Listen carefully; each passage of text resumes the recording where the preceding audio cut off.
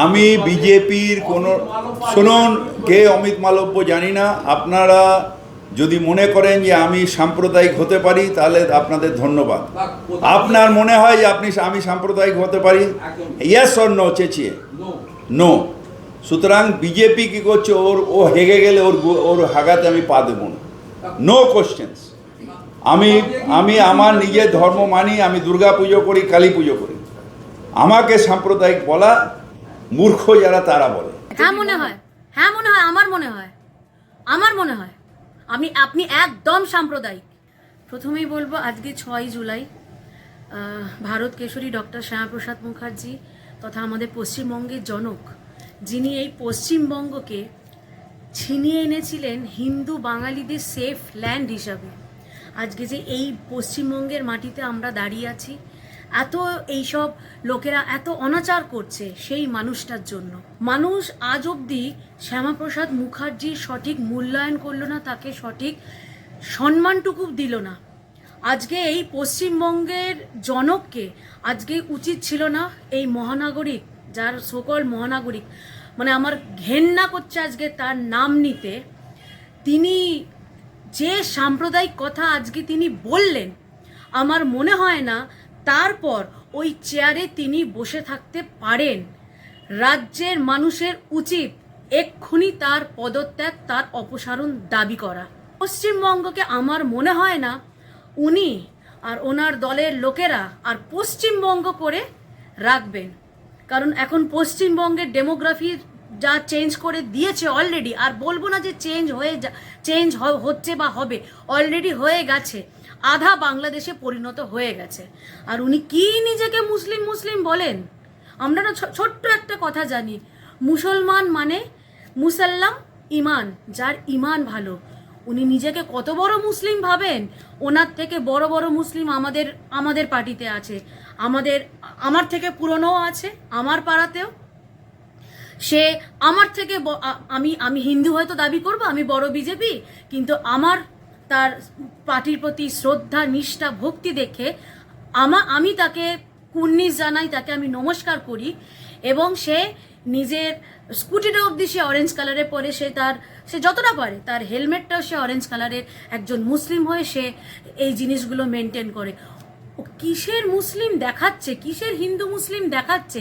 আমাদের ভারতবর্ষের মুসলিম এরা না। কারণ এরা যদি ভারতবর্ষের মুসলিম হতো, এরা এত ভারত বিরোধী, এরা দেশ বিরোধী না, এত অ্যাক্টিভিটি করতো না, এরা কথা বলতো।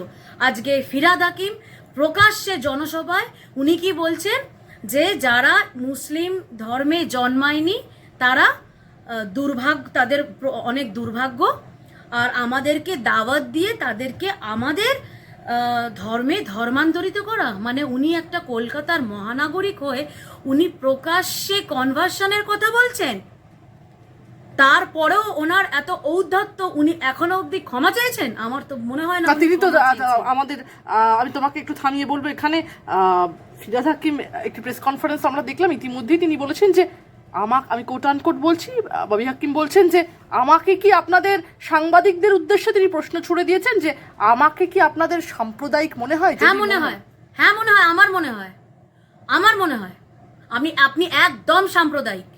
আপনি কি করেছেন? আপনি হিন্দুদের জন্য কি করেছেন বলুন তো? যদি আজকে হিন্দু মুসলিম কথা তিনি বলছেন কালী পুজো করেন, দুর্গা পুজো করেন। কালী পুজো দুর্গা পুজো করলেই হয়ে যায়? এতদিন ধরে তো তারকেশ্বরের মাথার ওপর আপনি বসেছিলেন। তো ঠিক আছে, আপনি যদি সাম্প্রদায়িক নাই হন, তো কোনো একটা মসজিদের মাথা আপনি একটা হিন্দুকে করে দিন, তো আমরা খুব খুশি হব।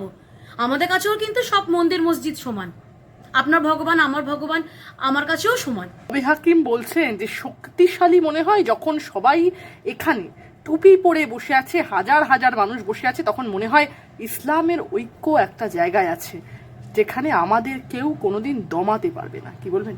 আচ্ছা, ওনার আমাদের সাধু মহারাজদের ত্যাগ তিতিক্ষা থেকে শক্তিশালী মনে হয় না?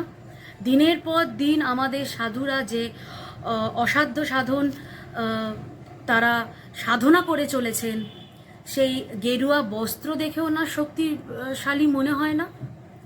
আমরা যেমন কোনো ধর্মকে আজ অবধি কোনো হিন্দুকে দেখেছেন যে প্রথম কোনো হিন্দু কোনো বিধর্মী যে কোনো মানে যে কোনো অন্য ধর্মকে টার্গেট করা, সেই ধর্মের কোনো আচার অনুষ্ঠানে গিয়ে অশান্তি করা, ইট পাটকেল ছোড়া, একটা প্রমাণ আমাকে দেখিয়ে দিন তো।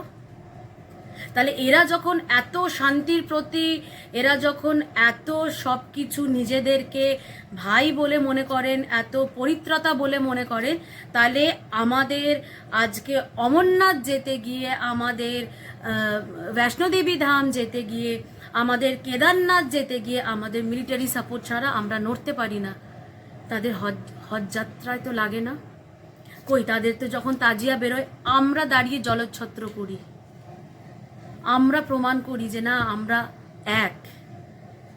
কোনো দিন তাদের তাজিয়াতে একটা ইট পাথর কেউ ছুঁড়তে শুনেছেন, কেউ বলেছে বা কেউ দেখেছে কোনোদিন আজ অব্দি? ইতিহাস ঘেটে দেখে নিন তো। সব থেকে বড় কথা হচ্ছে উনি কি বললেন, আমরা যদি একজনও কাউকে দাওয়াত দিয়ে ইসলাম ধর্মে আনতে পারি, বা সোজাসুজি বাংলা গোদা বাংলা কথা, আমি যদি একজনও কাউকে কনভার্ট করতে পারি, তো ভাই একজন কেন, তোরা তো মানে মানে শয়ে শয়ে লাভ জিহাদ করে আমাদের মেয়েগুলোকে শেষ করে দিচ্ছিস। সেই ক্ষেত্রে কেন বিচার হবে না? বলতে গেলেই এই প্রতিবেদন যেই বেরোবে তখন এই জিনিসটাই ভাইরাল হবে যে হয়তো আমার ওপরও অ্যাকশন হবে, অনেক কিছু হবে। আমি কোনো কিছুতে ভয় পাই না, পরোয়া করি না, সব কিছুর ঊর্ধ্বে চলে গেছি। কারণ গ্রেট ক্যালকাটা কিলিংস বেশি দিনের ঘটনা না, 1946 16ই আগস্ট। একটা কথা বলে রাখছি পশ্চিমবঙ্গবাসীকে, দ্বিতীয় পশ্চিমবঙ্গ কিন্তু নেই। আপনারা যদি গভীর ঘুমে এখনো ঘুমিয়ে থাকেন, আপনারা ঘুমিয়ে থাকুন। আমি ঠাকুরের কাছে প্রার্থনা করব ওই আপনাদেরকে ছিন্ন ভিন্ন না হয়ে ঘুমের মধ্যেই যাতে আপনারা স্বর্গের পথে আপনারা যাত্রা করতে পারেন। কারণ গ্রেট ক্যালকাটা কিলিংস, যত বড় বড় হিন্দু হত্যার ঘটনা পশ্চিমবঙ্গ তথা ভারতের বুকে ঘটেছে, কোনো হিন্দু কিন্তু হিন্দুকে মারিনি। তার কথা অনুযায়ী সমগ্র পশ্চিমবঙ্গ, ওনার যেটা স্বপ্ন ইসলামিক রাজ্যে পরিণত করা, ইসলামিক আইন কানুন, সারিয়া না কি সব যেন বলে, রাজ্যের আরেক বিধায়ক হামিদুর রহমান তো বলেই দিচ্ছেন যে চোপড়ার ঘটনা আমরা দেখেছি যে মুসলিম রাষ্ট্রে এরকম করে এরকম শাসন হয়, তার সঙ্গে কি কোনো লিঙ্ক পাচ্ছ? তো সেটাই তো বলছি, আসপর্দাগুলো পায় কোত্থেকে? তার মানে ওরা কলমে ওরা ধরেই নিচ্ছে। এত ঔদ্ধত্য পায় কোথা থেকে?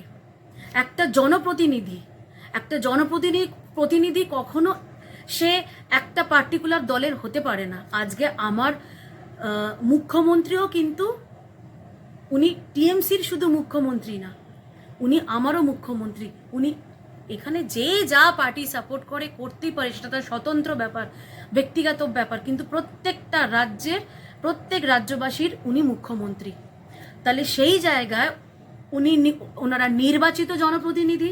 তো নির্বাচিত জনপ্রতিনিধি হয়ে তারা কিভাবে বরাবর একটা ধর্মের ওপর তারা আক্রমণ করে যায়? তো আমার এই ভালো মুসলিমদের কাছে প্রশ্ন, এই ভালো মুসলিমরা তখন কোথায় থাকে যখন এই রকম বক্তব্য রাখা হয়, যখন এই রকম কুরুচিকর অকথ্য অত্যাচার চলে? তারা বেরিয়ে এসে কেন প্রতিবাদ করে না? আমার হিন্দুরা তো ঘুমিয়েই আছে, কারণ এখনো যদি তারা না ওঠে, দ্বিতীয় পশ্চিমবঙ্গ কিন্তু নেই। তারা পালিয়ে এবার কোথায় যাবে? বাংলাদেশ থেকে তো পালিয়ে নয়, এখানে এসেছিলে সবাই। এখনো কাঁটাতারের দাগ পেছনে আছে, কিন্তু আর দ্বিতীয় পশ্চিমবঙ্গ নেই। আর গ্রেট ক্যালকাটা কিলিংস এখনো বলছি জাস্ট একটা প্রজন্ম আগে, আমাদের দাদুদের প্রজন্মে। আর গোপাল মুখার্জি ওরফে গোপাল পাঠাও নেই যে কেউ এসে আর বাঙালি হিন্দুদের বাঁচাবে। অতএব কিভাবে মরবে এবার তোমরা নিজেরা ভেবে নাও। মৃত্যু তোমাদের অনিবার্য, মৃত্যু আমাদের কপালে লেখাই আছে। কারণ আমরা লড়তে ভুলে গেছি, মেরুদণ্ডটা বিক্রি করতে করতে করতে করতে আর মেরুদণ্ড নেই। তো যার মেরুদণ্ড নেই সে উঠে দাঁড়িয়ে লড়ার মানসিকতাই যার নেই, সে কি লড়বে? আর চোখের সামনে দেখবে, স্বামী দেখবে ঘরে ঢুকে ওই এক চিত্র 15-20 জন হায়না খ্যাকশিয়ালের মতো তার হয়তো বউ বাচ্চাকে ছিঁড়ে খাচ্ছে, অসহায়ের মতো বাইরে দাঁড়িয়ে সে দেখবে। আর শেষমেশ যাওয়ার সময় তাকে হয়তো কুচিকাটা করে চলে যাবে। আর কবে, আর কতদিন, আর কি কি দেখে বাঙালি উঠবে জাগবে? কারণ বাঙালি আমার মনে হয় আর বিলুপ্ত, বাঙালি বলে আর জাতটা নেই বোধহয়, আর কোনো মানে কোনো সত্তাই নেই বাঙালির। আজ খুব খুব কষ্ট হয়, আমার শরীরেও বসের রক্ত বইছে, তো খুব খুব খুব কষ্ট হয়। বাঙালি এরকম ভেরুয়া কাপুরুষের জাত ছিল না। আমাদের স্বাধীনতা সংগ্রামের যদি লিস্ট দেখা হয়, সব থেকে বেশি বাঙালির নাম সেখানে পাওয়া যাবে। তো আমরা ভেরুয়া কাপুরুষের না জাত, না ডিএনএ আমাদের ভেরুয়া কাপুরুষের। কি হয়ে গেল 10 থেকে 13 বছরের মধ্যে? এমন কি হয়ে গেল? হতে পারে যে কেউ ভুল বোঝাচ্ছে, ভুল শেখাচ্ছে। আমার নিজস্ব কোনো সত্তা নেই, আমার নিজের কোনো সে থাকতে পারে না, আমি ভুলকে ভুল, ঠিককে ঠিক বলতে পারবো না? আজকে এই কথা আমাদেরকে প্রতিনিয়ত, আজকে হঠাৎ করে আমরা কোনোদিন দেখেছি সালিশি সভা? আর কবে থেকে পশ্চিমবঙ্গের শাসকের নাম শেখ, মোহাম্মদ, ইসলাম, আলাম এগুলো হয়ে গেল? পশ্চিমবঙ্গে তো আমরা জানতাম। আর যে চেয়ারে আমার নেতাজি সুভাষচন্দ্র বসু বসেছিলেন, সেই চেয়ারে বসে সেই চেয়ারের গরিমাটুকু মিনিমাম উনি রাখলেন না। উনি হয়তো আশা করেননি এই ভিডিওটা হয়তো ওনার লিক আউট হয়ে যাবে, তো হয়ে গেল।